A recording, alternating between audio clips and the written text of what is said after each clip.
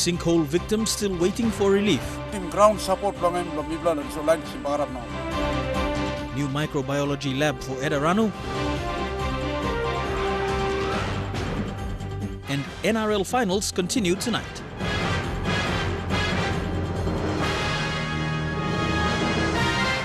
This is National MTV News with Meriba Tulo. Good evening and welcome to Saturday's news. Thank you for joining us. Victims of a sinkhole that occurred in Ambunti, Isipik province, are still awaiting relief funds to help them rebuild their lives.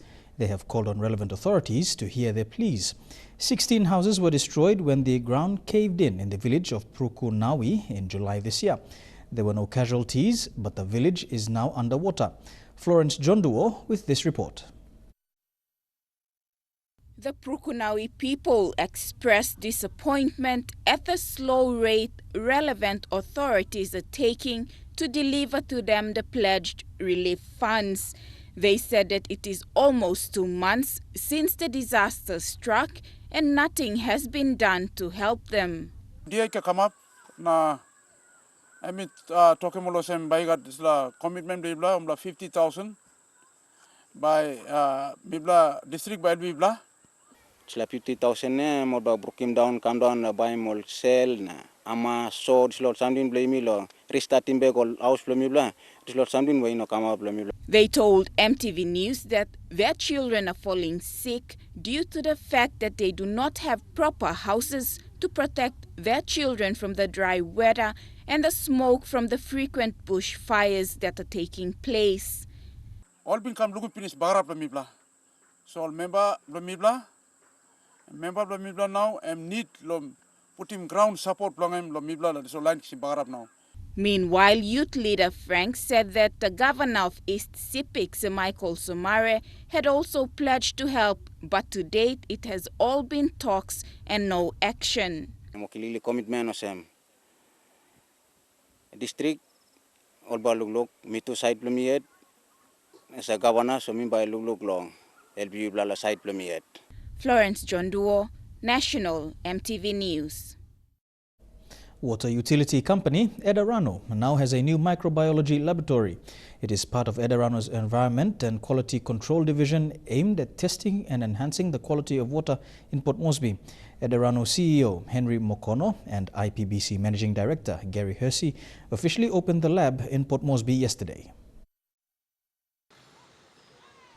The quality of water in Port Moresby will see improvement now that Ranu has its own microbiology laboratory. Aimed to improve the quality of water, it will test all water sources coming into the city from Mount Eriama. It is also a significant step towards contributing to the national government's water sanitation and hygiene policy to promote safe, convenient and sustainable water supply to Papua New Guineans. It was opened by the new IPBC Managing Director Gary Hersey and Ranu CEO Henry Mokono. The CEO described this as a significant step for the company. He said it will be showcased during the Pacific Water and Waste Conference to help other Pacific nations. The lab is also in compliance with the World Health Organization standards. We comply to WHO drinking water guidelines, which is adopted by our National Department of Health. The new microbiology lab, which we opened today, is going to help us to run in-house analysis. We not only do drinking water samples, we also can analyze for our other raw water samples too that are brought to us. While access to safe, sustainable water remains a problem for rural areas in PNG, the WASH policy is aiming to develop monitoring and evaluation systems plus funding for more infrastructures to enhance water quality. And with the opening of this facility, Ranu with sister company Water PNG are likely to expand these services throughout PNG in the coming years. Stanley Ovett Jr., National MTV News. More than 1,000 women and children in the Kubuna Kuni constituency in Kairukohiri district in Central Province have not received immunization since last year. Officer in charge of the Kubuna Health Center, Anna Buagege, said the center has no electricity to store vaccines. Local MP Peter Iswaimo said the district administration will assist with a generator set. Since November last year, immunization program run by the Kubuna Health Center assists pregnant mothers and babies are at risk of contracting fever, measles and other preventable diseases. 10 months have passed, but health workers cannot do much because they have no fridge to store immunization vaccines. No fridge, no vaccines, no immunizations have been going on since last year, November. Officer in charge, Sister Anabua Gege, said their ambulance is not operating, forcing mothers and children to pay 10 kina to travel to a nearby health center. Yesterday, their local MP, Peter Isoaimo, visited the area and opened a double elementary classroom and a duplex for health workers' accommodation. Isoaimo promised a genset for the health center. As soon as that check is done, they can run your share of the money so you can run your programs here. Immunization coverage in PNG varies in every province. While statistics shows little improvement, those in rural areas where there is no electricity and road access are falling victims.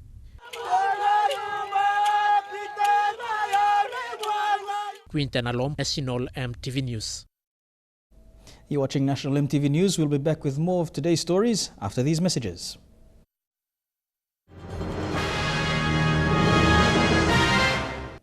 Welcome back to the news. The Lay Yacht Club held the first ever Morobe Governor's Sail Pass this morning. It comes as the first lot of independence celebrations begin around the industrial city for the country's 40th independence anniversary. Boat owners decorated their boats and sailed out to the Voko Point area. These pictures taken during the sail pass of Morobe Governor Kelly Naru inspecting the boats coming back from Voko Point.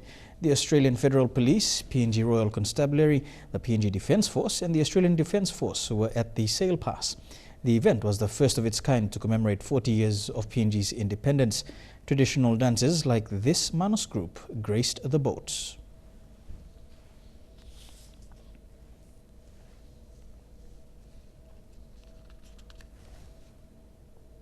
Still on the Governor's Sail Pass, during speeches following the event, Governor Kelly Naru called on lay business houses to jointly support relief efforts towards districts affected by El Nino.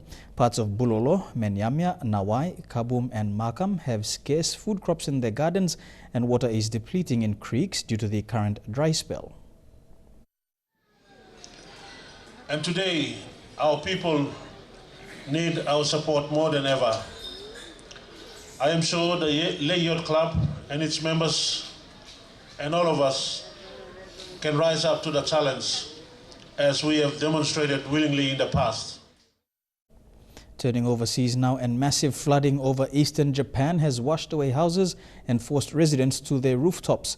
Huge areas are still underwater, including Fukushima, where the tsunami in 2011 set off a nuclear disaster.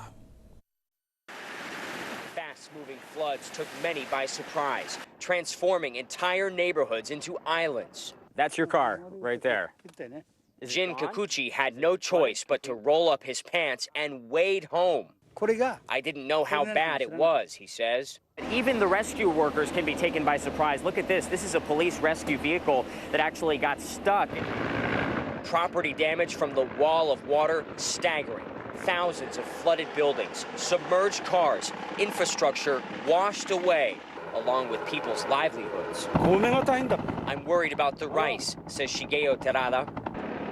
Fields full of Japan's top crop wiped out just 1 month before the harvest. Destruction this lifelong rice farmer has never seen in his 66 years. The water is very scary, he says. That's why the ancient people named this river Kinugawa. It means demon's wrath. For tens of thousands in its path, the river finally lived up to its name. You're watching National MTV News. After the break, we will bring you Trukai Sports. Don't go away.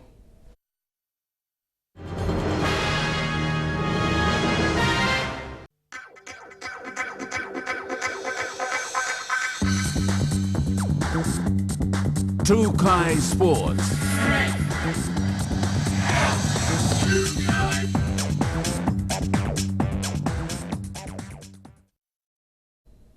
Welcome to Trukai Sports. To the NRL now, and in tonight's finals matches, the Canterbury Bankstown Bulldogs will go up against 8th place St George Illawarra Dragons at the ANZ Stadium in Sydney. That match will be followed after by an all-out Queensland battle between the Brisbane Broncos and North Queensland Cowboys at Suncorp Stadium in Brisbane. The Queensland Derby has never failed to excite fans from across the state, and the qualifying final between the second-place Broncos and the third-place Cowboys will be no exception. From Tweedheads to the Torres Strait and everywhere in between, all eyes will be fixed on what is sure to be another glorious chapter in a rivalry that's been shimmering away for 21 seasons. There have been some tight tussles and occasionally floggings handed down over the years, but tonight's Suncorp Stadium blockbuster is arguably the most important clash between these two sides since the Cowboys entered the competition in 1995. The equation is simple. The winner gets a week off and only needs to win one more home game to make the grand final, while the loser will walk a finals tightrope in order to make it to the decider in the first weekend of October. Broncos will welcome back star halfback Ben Hunt and Alex Glenn back from suspension, while Jordan Kahu replaces Lachlan Maranta on the wing. Michael Morgan returns from an ankle injury for the Cowboys and slots straight into 5'8", with Ray Thompson dropping to the 6-man bench. Canterbury have surged into the finals in 5th place. On the back of 5 straight wins, one-time ladder leaders St George Illawarra have limped in at 8, with 4 wins from their final 5, reversing what have been 7-match losing streak. The Dogs were far from convincing over the past fortnight, but 5 wins and the return of Josh Reynolds last week in time to replace Trent Hodkinson. Dragons 5'8" Garrett Widdop, still not fit, and Drew Hutchinson once again named in the halves. Coach Paul McGregor has named an unchanged 17, though new names Justin Hunt, Nathan Green and Mark Lowen have been added to the lengthy bench. Bulldogs coach Das Hassler has just one new face in his 17-man squad, fullback Brad Morris, who was rested last week. That pushes Sam Parrott back to wing and Chase Stanley out of the side. Aidan Tolman returns to the starting side, with Sam Cassiano reverting to the bench, while Lloyd Parrott has been added as 18-man. Shane Saroya National, MTV Sports. And still on the NRL, the Melbourne Storm have advanced to the Premiership Finals and ended the minor premiers Sydney Roosters' memorable 12-game winning streak with a tough 20-18 victory on Friday night. In what was a sour opening half with the Roosters up 8-6, the Storm drew level in the 48th minute from the boot of skipper Cameron Smith. An error from Tuivasa Sheck on his own line gave Melbourne a golden opportunity to go ahead, Kurt Mann scoring and securing a 14-8 lead in the second half. Maloney's missed goal denied the Roosters a chance to draw level before prop Tim Glasby, with 9 minutes remaining, would ultimately prove the difference as the Storm handed their opponents their first loss of the season since being defeated by the Sharks 10-4 back in round 13. The Roosters are now set to play on Friday night at Alliance Stadium against the winner of tonight's elimination final. And that ends Trukai Sports for this evening. We'll bring you all the weather details up next.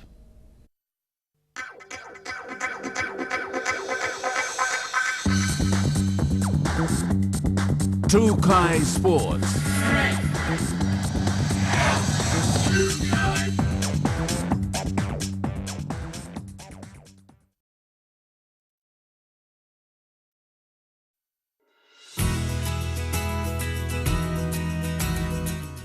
Quick look at the weather for the next 24 hours in the southern region. Port Moresby, mostly fine.